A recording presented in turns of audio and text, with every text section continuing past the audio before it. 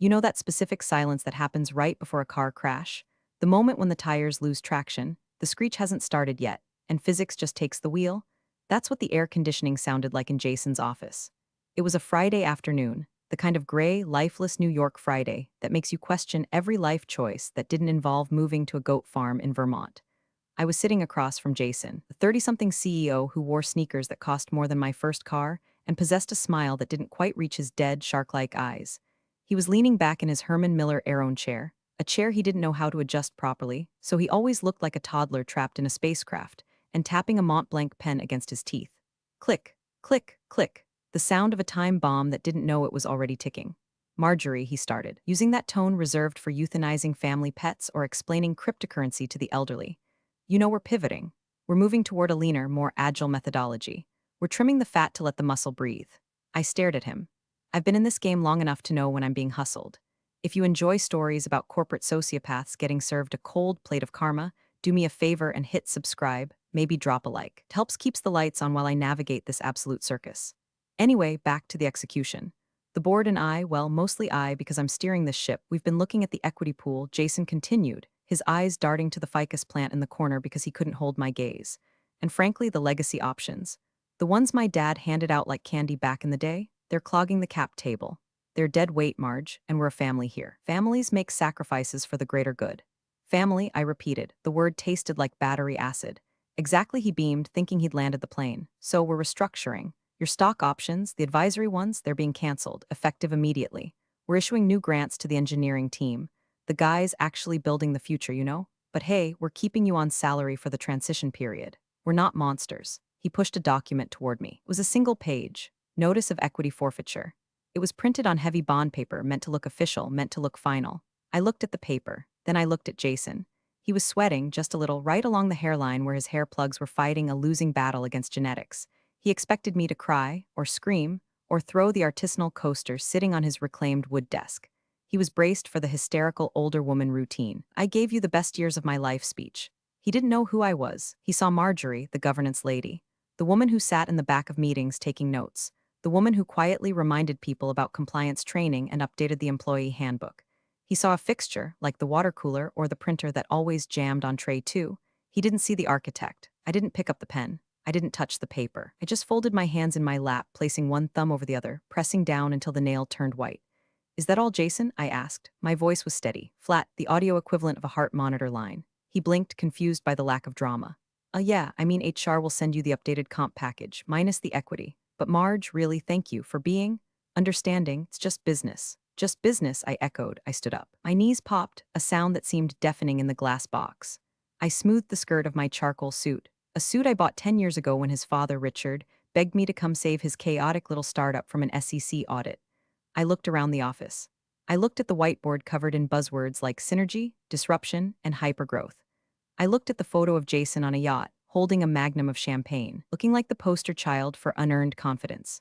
I'll get back to work then, I said. I walked out. I didn't slam the door. I closed it softly with a click that sounded like a lock engaging. As I walked back to my desk, a small cubicle tucked away near the server room, far from the open-plan collaboration zones where the 20-somethings threw frisbees and drank kombucha, I felt a strange sensation. It wasn't sadness. It wasn't fear. It was the cold, metallic taste of absolute clarity. Jason thought he had just cut off a withered limb. He thought he had cleared the capitalization table for his big, shiny acquisition. He thought he was the smartest man in the room because he spoke the loudest and used the most acronyms. He had no idea that he had just tried to evict the landlord. I sat down at my desk. I unlocked my computer. I opened a folder labeled Archive Do Not Delete, nested inside 3 other folders labeled TAX Receipts 2018. I wasn't going to scream. I wasn't going to sue, not yet. I was going to wait, because Jason had forgotten the first rule of corporate governance. Read the bylaws, read the amendments. Read the fine print his father signed when the company was 3 days away from bankruptcy and couldn't make payroll.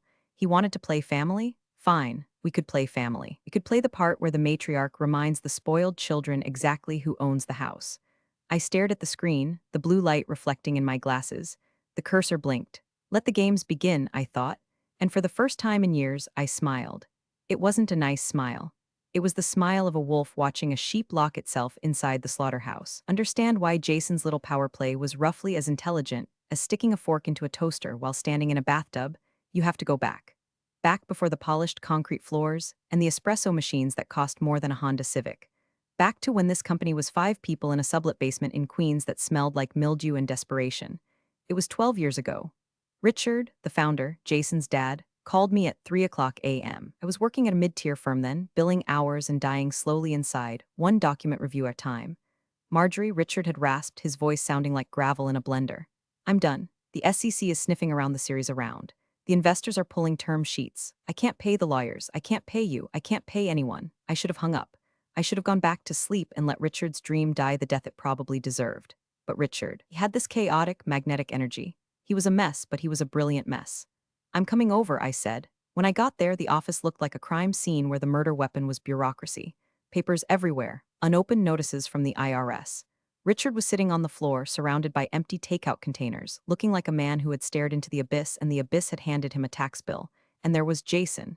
He was 22 then, an intern. He was sitting in the corner playing Angry Birds on his phone, wearing oversized headphones, completely oblivious to the fact that his inheritance was currently swirling down the drain. He looked up at me, gave a vague nod, and went back to flinging digital birds at digital pigs. That was the dynamic. Richard panicked. Jason ignored, and I fixed. For 6 months, I didn't sleep. I lived on vending machine coffee and sheer spite. I rebuilt their corporate structure from the ground up. I standardized the contracts. I fought the auditors. I renegotiated debt with creditors who threatened to break kneecaps. I was the janitor of their legal mess, scrubbing the grime off the ledger until it shined. When the dust settled, the company was saved, but there was no money, literally zero liquidity. Richard sat me down on a folding chair. Marjorie, I can't pay your invoices. I have nothing. I know, Richard, I said. I was exhausted. My hair was a mess. I was wearing the same blouse I'd had on for 2 days. But I can give you this, he said. He slid a document across the table. It was a convertible advisory agreement. A weird Frankenstein's monster of a contract. Its shares, Richard explained, his eyes bloodshot. Advisory shares, Class B. But here's the kicker. I'm putting in a clause, a loyalty clause. If the company fails to pay dividends for 24 consecutive months, or if the board fails to meet for a fiscal year, these shares convert. Convert to what? I asked, squinting at the legalese. Voting stock, Richard whispered. Supervoting stock, 10-1 ratio. It's a poison pill, Marjorie. If I ever lose control or if the vultures come circling and stop paying us, this kicks in, you become the failsafe. I looked at Jason in the corner, still useless, still playing games. Then I looked at Richard. He was trusting me to be the keeper of the keys. Why me? I asked. Because you're the only one who actually reads the paperwork, Richard said. I signed it. He signed it. We notarized it right there with a stamp I kept in my purse. I filed it away. Not in the main digital repository. Richard was paranoid about hackers then, but in the physical Iron Mountain archives and a personal copy in my fireproof safe at home. Years passed. The company grew. Richard got old and tired. He stepped back into a chairman emeritus role, which basically meant he played golf and pretended not to notice his son turning the company into a tech bro frat house. Jason took over as CEO. Jason, who never read anything longer than a tweet. Jason, who treated me like the office furniture. Jason, who saw governance specialist on my door and assumed it meant glorified secretary. He didn't know about the clause. Why would he? He never dug into the pre-series B historic filings. He only cared about the shiny new valuation metrics, but the clock had been ticking. Condition 1, unpaid dividends. The company hadn't paid a dividend, ever. They reinvested everything into growth hacking and Jason's expense account. That was 12 years of non-payment. Check. Condition 2, board inactivity. Jason hated board meetings. He thought they were stifling innovation. He had replaced formal board meetings with strategy retreats in Chelum and Aspen. Legally, those didn't count. There hadn't been a quorum-certified, minutes-recorded board meeting in 3 years. Check. The conversion had happened silently, automatically, 3 years ago. According to the piece of paper sitting in my safe, the paper yellowing slightly with age, the paper stained with a single drop of coffee from a night in 2012. I didn't just have stock options. I held 52.4% of the voting power of the entire company. And Jason, he was walking around strutting like a rooster, unaware that the fox was already sleeping in the henhouse, holding the deed to the farm. The fog of loyalty had cleared a long time ago for me. Now, all I saw were targets. Invisibility is a slow process. It doesn't happen overnight. It's like erosion. First, they stop inviting you to the strategy lunches. Then, you fall off the email threads for the high-level projects. Then, they move your desk. 6 months before Jason called me into his office to cancel my options, they moved me. I used to be next to the executive suite, strategic location. I could hear the hum of decisions being made. Then, one Monday morning, I came in to find my boxes packed. We're creating a wellness zone for the developers, the office manager. A 22-year-old named Kaylee who communicated primarily in emojis told me. So we moved you to the annex. It's quieter, better for whatever it is you do. The annex was a glorified storage closet near the server racks. It was cold. It hummed with the sound of fans cooling terabytes of data. It was where they put things they didn't want to look at: broken chairs, outdated promotional banners, and me. I became a ghost. I would walk down the hallway to get coffee. The good coffee machine was in the main kitchen, but I was unofficially banished to the Keurig in the basement, and people would look right through me. New hires didn't even know my name. One afternoon, a guy named Chad, because of course his name was Chad, stopped me near the elevator. He was wearing a vest over a t-shirt and holding a skateboard. He was the new VP of brand evangelism. "Hey," he said, snapping his fingers. "You're in HR, right? The toilet on the fourth floor is clogged. Someone tried to flush a salad." I stared at him. I was wearing a silk blouse and holding a binder containing the intricate details of our Delaware tax nexus. "I'm in governance, Chad," I said, my voice ice. Right, governance, HR, operations, same thing," he laughed, already looking at his phone. "Just get a plunger, yeah? It smells like failure in there." He walked away. I didn't get a plunger. I went back to my desk and added his name to my mental list. Chad, VP of Brand Evangelism, vest holder, future unemployable person. But the invisibility had a perk. When people think you're furniture, they talk in front of you. They leave things on the printer. They forget you have access to the shared drives because they assume you don't know how to use a computer. That's how I saw the numbers. Jason was ramping up for the sale, the big exit. Rumors were flying about a $400 million acquisition by a massive conglomerate, Omnicorp, not their real name, but close enough. To get that valuation, our EBITDA, earnings before interest, taxes, depreciation, and amortization, needed to look stellar. But it wasn't stellar. It was mediocre, so Jason was getting creative. I watched the files update in real time on the server. I saw the adjusted EBITDA spreadsheets. They were moving operational expenses into capital expenditures to artificially inflate profit. They were counting projected revenue as recognized revenue. It was classic, sloppy fraud. The kind of stuff that works for a quarter until the auditors actually open the hood. I sat in my cold corner by the servers, wrapped in a pashmina scarf, watching the digital trail of lies grow. "You're getting sloppy, Jason," I whispered to the screen. He was cutting corners on compliance. He was ignoring GDPR regulations. He was skipping the board approvals for major spending, approvals that technically needed my signature, though he thought he didn't need anyone's permission. Every day I saved a copy, every altered invoice, every sketchy email thread where he told the CFO to make the numbers work or I'll find someone who can. The cost of my invisibility was high. My pride was bruised. My professional identity was erased. I was the crazy lady in the basement to these people. But the return on investment, it was going to be astronomical. While they were playing ping pong and drinking nitro brew coffee upstairs, planning how to spend their millions, I was building a dossier. I was constructing a coffin, nail by nail, document by document. They thought I was obsolete. They didn't realize that in a company built on smoke and mirrors, the person who holds the flashlight is the most dangerous person in the world. I checked the time. 5:30 p.m. The office was getting loud, beer o'clock on Fridays. I could hear the music thumping through the floorboards. I packed my bag. I took my hard drive. I walked out past the reception desk. Kaylee waved without looking up. "Have a good weekend," she chirped. "I will," I said, and I meant it, because this weekend I was going to open the safe. My apartment on the Upper West Side is the antithesis of the startup office. It is quiet. It smells like beeswax and old paper. There are no beanbag chairs. There is no neon signage encouraging me to hustle harder. There is just order. That Friday night, after Jason had fired me from the equity pool, I didn't drink wine. I didn't cry into a pint of Ben& Jerry's. I made a pot of very strong black tea, put on my reading glasses, knelt before the floor safe in my closet. The dial spun with a heavy, satisfying click.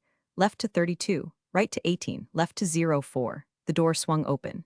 Inside, stacked neatly next to my birth certificate and my grandmother's jewelry, was the file. The file. I carried it to my dining room table, spreading the documents out under the warm glow of the chandelier. It was like visiting old friends. Friends who were armed and dangerous. I bypassed the standard incorporation papers and went straight for the amended and restated shareholders agreement, dated 12 years ago. The paper was slightly yellowed. Richard's signature was a frantic scrawl in blue ink.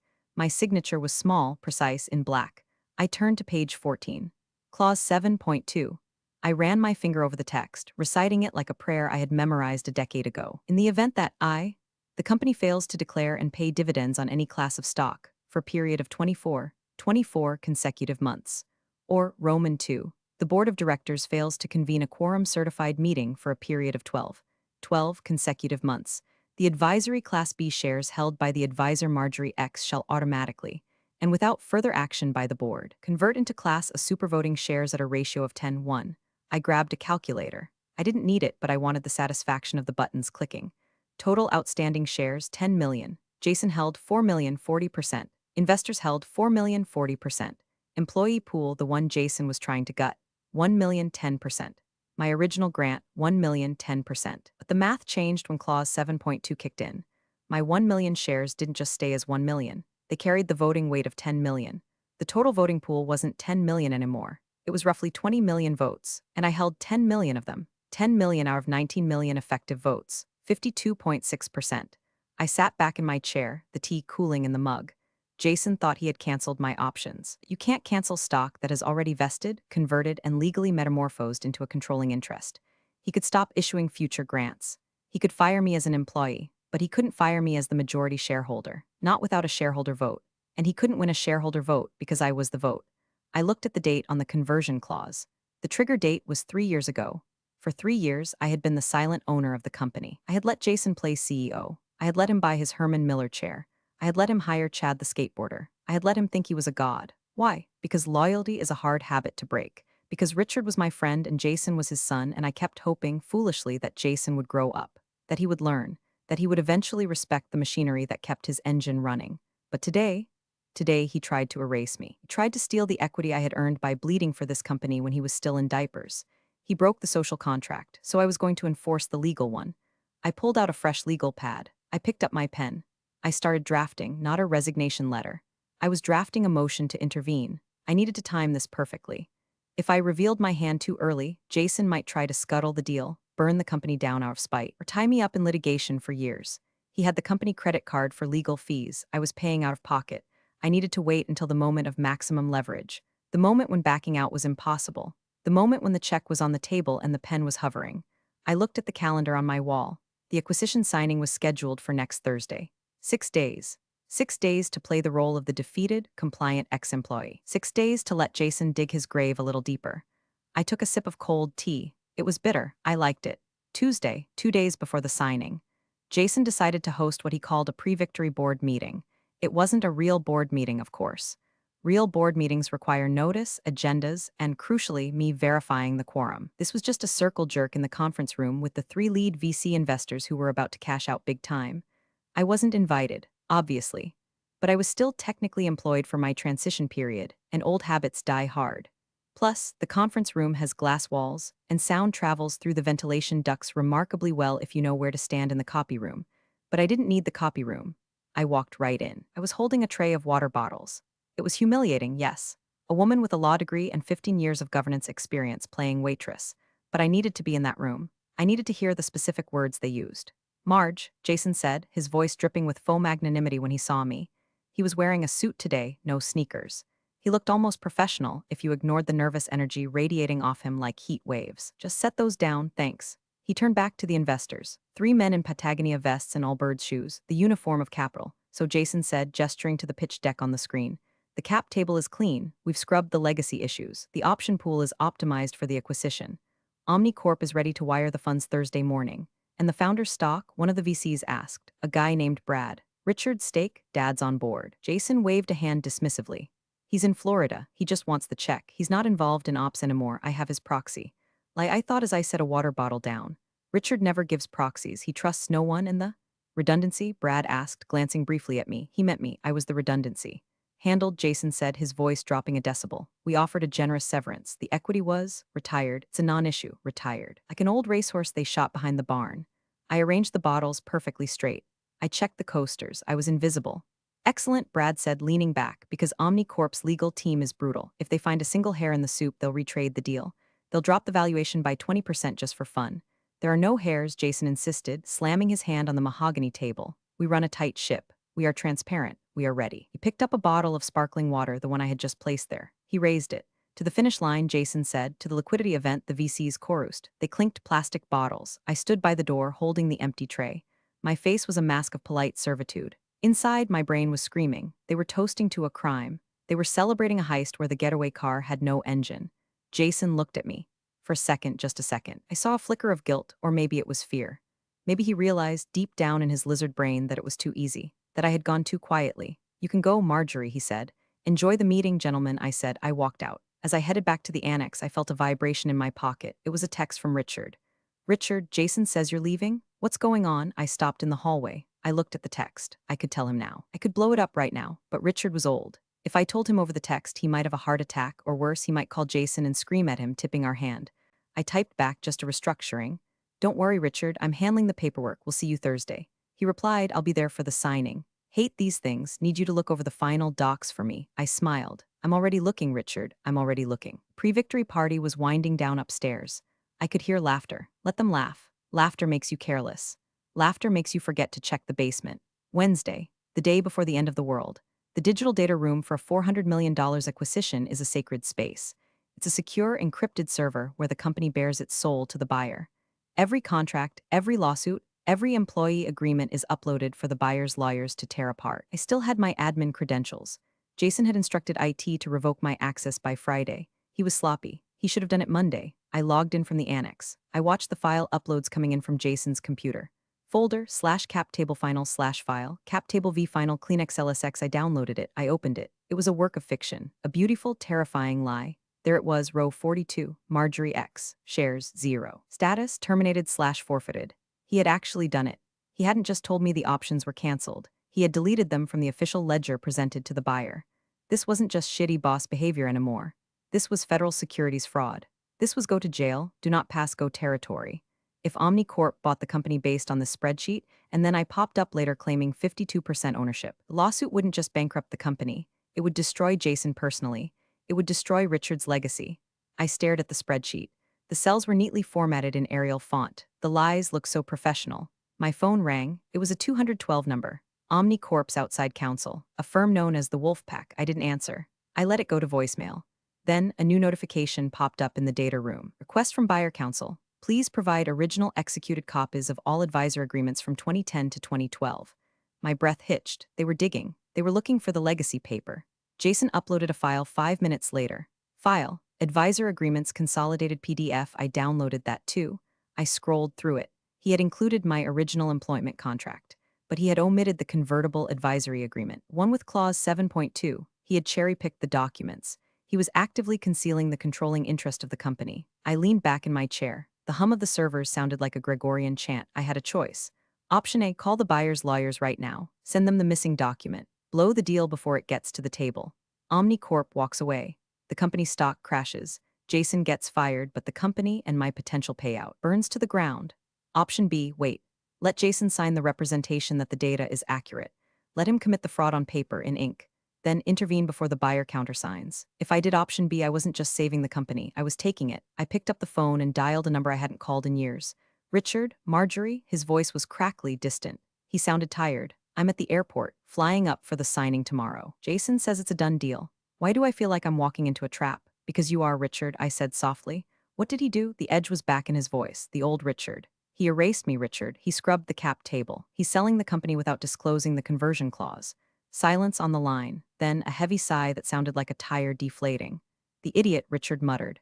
The absolute, arrogance-blinded idiot. He thinks because he ignored the clause. Doesn't exist. He's going to sign the purchase agreement tomorrow, Richard. He's going to commit fraud. Not if we're in the room, Richard said. I need you to bring your copy, I said. The one from your safe, just in case. I have it, Richard said. I never travel without my insurance policy. Meet me in the lobby tomorrow, I said. 7:50 a.m. The signing is at 8 o'clock. Marjorie, yes, take him down, but save the company. I built that damn thing with my own hands. I know, I said. That's why I'm still here. I hung up. My hands were shaking, not from fear, from adrenaline. The trap was set. The bait was taken. Now we just had to wait for the snap. Thursday morning, the day of reckoning. The weather was appropriate, thunderstorms. The sky over Manhattan was the color of a bruised plum. I stood in the lobby of our building, wearing my best suit, a navy blue power suit that cost a month's rent. I wasn't the governance lady today. I wasn't the annex ghost. I was the majority shareholder. Richard walked through the revolving doors at 7:50 a.m. sharp. He looked older than the last time I'd seen him. He walked with a cane and his suit hung a little loose on his frame, but his eyes were still sharp. They were the eyes of a man who had stared down bankruptcy and won. Marjorie, he nodded. No hug. We weren't huggers. We were war buddies. Richard. I nodded back. You have the folio? He patted a battered leather briefcase. Right here. We took the elevator up. The silence was heavy. Does he know I'm coming with you? Richard asked. He thinks you're just here to smile for the photo op, I said. He thinks I'm packing my things. He never did understand the difference between price and value, Richard grunted. The elevator dinged at the penthouse floor. The glass doors slid open. The office had been transformed. Fresh flowers everywhere. Catering spread that could feed a small army. Champagne on ice. Jason was standing in the center of the room, adjusting his tie in the reflection of a window. When he saw Richard, he plastered on a smile. "Dad, you made it." He rushed over, ignoring the cane, ignoring the stiffness in Richard's gait. "Big day, biggest day." Then he saw me standing behind Richard. His smile faltered. "Marjorie, I thought you were clearing out the annex today." "I am," I said calmly. "Just wanted to say goodbye to your father." Jason checked his Rolex. "Okay, well, make it quick. The OmniCorp team is arriving in 10 minutes. We need the room clear of non-essentials, non-essentials." Richard gripped his cane tighter. I saw his knuckles turn white. He looked at his son, this boy he had raised, this boy he had handed a company to, and he saw the emptiness. "Jason," Richard said, his voice low. "Did you review the cap table with Marjorie?" "Dad, stop." Jason rolled his eyes. "It's handled. The lawyers signed off. Stop micromanaging. This is my deal. I built this value. You polished the value," Richard corrected. "You didn't build the foundation." Whatever, Jason waved a hand. "Just sit in the conference room. Don't say anything weird to the buyers, okay? Let me do the talking." He turned his back on us. He turned his back on his father. He walked toward the conference room where the lawyers were setting up. Richard looked at me, a look of profound sadness. "He's not ready," Richard whispered. "No," I said, "he's not." "Do what you have to do," Richard said. "Are you sure?" I asked. "He's your son." "He is," Richard said. "But the company? The company is my life's work, and he's about to perjure himself and destroy it." We walked toward the conference room. The OmniCorp team was walking in from the other entrance. 6 lawyers in charcoal suits, 2 partners. Serious men and women carrying thick binders. They looked like sharks entering a feeding frenzy. Jason greeted them with a high-five energy that was painfully out of place. "Welcome, welcome. Let's make history," Jason chirped. I stood by the door. I waited. The players were seated. The stage was set. It was time to flip the table. The conference room table was a slab of marble that probably cost more than my college education. On one side, Jason, flanked by our nervous-looking general counsel, a guy named Tim who was 26 and clearly out of his depth, and Richard. On the other side, the wolf pack from OmniCorp. I stood in the back corner, near the ficus tree. Jason shot me a glare that clearly said get out, but he couldn't make a scene in front of the buyers. He ignored me, hoping I would dissolve. The lead counsel for OmniCorp, a woman with steel-gray hair and glasses that looked like they could cut glass, opened the main binder. Her name was Miss Sterling. "All right," Miss Sterling said. Her voice was crisp. "We've reviewed the final disclosures. We have the wire instructions queued. $400 million cash and stock deal." Jason was practically vibrating. He was already spending the money in his head. However, Miss Sterling paused. She pulled a single sheet of paper from her stack. "We have one final housekeeping item regarding the capitalization table." Jason froze. "Yes, it's clean. We sent the clean version. We ran a standard search against the Delaware corporate filings this morning," Miss Sterling said. "Just a sanity check, and we found a discrepancy." She slid the paper across the marble table. "There's a UCC filing and a historic shareholder agreement referenced in the 2012 audits that doesn't appear to be resolved in your current ledger." "A Class B convertible instrument?" Jason laughed. A nervous, high-pitched sound. "Oh, that's ancient history. That was just some advisory thing for an old employee. It was canceled. Right, Tim?" He kicked Tim under the table. Tim jumped. Yes, retired, forfeited." Miss Sterling looked over her glasses. "Do you have the forfeiture agreement signed by the holder?" "We gave notice," Jason said. "It's an at-will employment state. We canceled the options." "Options are one thing," Miss Sterling said. "Voting stock is another. If this instrument converted, it's not an option anymore, it's equity. And if you don't have a signed release, we have a problem." The room went deadly silent. The air conditioning hummed. "Who is the holder?" Miss Sterling asked. She looked at the document. "Marjorie?" Jason's face went pale. He opened his mouth, but no sound came out. I took a step forward. My heels clicked on the hardwood floor. Click, click, click. Every head turned. "That would be me," I said. Jason swiveled around in his chair. His eyes were wide, panicked. "Marjorie, what are you doing? Get out." I ignored him. I walked straight to the table. I didn't look at Jason. I looked at Miss Sterling. "I am Marjorie," I said, "and I haven't signed a forfeiture agreement. In fact, I haven't signed anything." I placed my folio on the table. I opened it.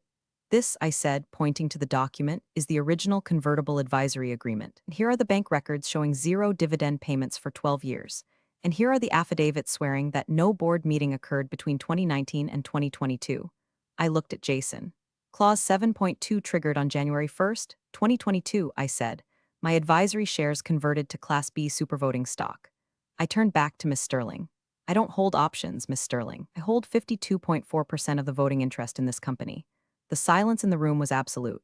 You could hear a pin drop. You could hear Jason's career dying. That's bullshit," Jason shouted, standing up. "She's a secretary. She's the governance lady. She doesn't own anything." "Sit down, Jason," Richard said. His voice was quiet, but it commanded the room.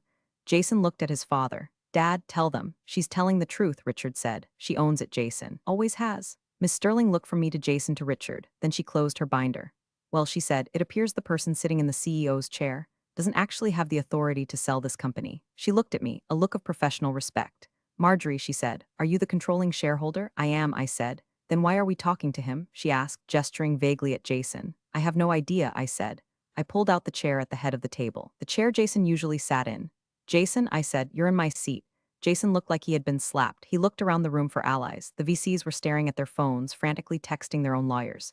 Tim, the general counsel, was trying to become one with his chair. Richard was staring straight ahead, his face unreadable. This is a coup, Jason sputtered. You can't just? This is my company. It was your playground, I corrected him. It's my company, legally. Technically and morally, I stood waiting. Jason, Richard said again, move. Jason stood up. He was shaking. He grabbed his portfolio. You'll hear from my lawyers. This is entrapment. This is corporate governance, I said. Goodbye, Jason. He stormed out. The heavy glass door swung shut behind him. The vibration rattled the water bottles. I sat down. The leather of the chair was still warm from him. I smoothed my skirt. I looked at the OmniCorp team. They were watching me like I was a bomb that had just diffused itself. Miss Sterling, I said, I apologize for the theatrics. The former management was confused about the equity structure. Clearly, Miss Sterling said. She looked amused. So where does this leave the deal? OmniCorp doesn't like surprises. No surprises, I said. I have reviewed the term sheet. The valuation is fair. The technology is sound. The only defect was the representation regarding the cap table. I slid a new document across the table. One I had drafted last night. This is a shareholder consent form. As the majority holder, I am ratifying the sale. I am approving the merger. Miss Sterling picked it up. She read it. And the proceeds? She asked. The distribution waterfall? The previous cap table allocated 40% to Jason, I said. That allocation is incorrect. My shares take precedence. I paused, however, I said. You're going to make one adjustment. The employee option pool, the one Jason tried to cancel, we're reinstating it out of my share. The engineers, the support staff, the people who actually built this place. They get their payout first. Richard looked at me. He smiled, a small, proud smile. And Jason? Miss Sterling asked. Jason remains a minority shareholder, I said. He will get his check, but he is removed from management, effective immediately. He is barred from the board of the new entity. Miss Sterling nodded. She pulled out a fountain pen. We can work with that, she said. For the next 4 hours, we redlined the contract. I didn't need Tim. I knew every clause, every liability, every buried skeleton in the company's history because I was the one who buried them. At 1:00 p.m., we signed. The wire transfer initiated. $400 million. My phone buzzed, a notification from the bank. I walked Richard to the elevator. You did good, Marge, he said. I just read the fine print, Richard, I said. He'll never forgive you, Richard said. He'll get over it in St. Tropez, I replied. With his 10% stake, he can buy a lot of therapy. I went back to the office. The annex seemed a million miles away. I walked into Jason's my office. I looked at the view of the Manhattan skyline. The rain had stopped. The sun was breaking through the gray clouds. I saw the notice of equity forfeiture still sitting on the desk where Jason had left it on Friday. I picked it up. I walked over to the shredder. It was gone. I sat down in the Herman Miller chair. I adjusted the lumbar support. It finally fit. I opened my email. I sent one message to the entire company. Subject, update regarding leadership and acquisition to all staff from Marjorie X interim CEO team. The acquisition is complete. Your jobs are safe. Your stock options are vested. We are a family here. And this time, Mom is in charge. Get back to work. I closed my laptop. I took a sip of Jason's lukewarm sparkling water. It tasted like victory. Real power doesn't announce itself, it simply asserts. Marjorie's quiet takeover of that acquisition was a masterclass in strategy. Never mistake someone's silence for weakness. True competence often holds the ultimate leverage. Appreciate you all for sticking through this one. See you in the next story.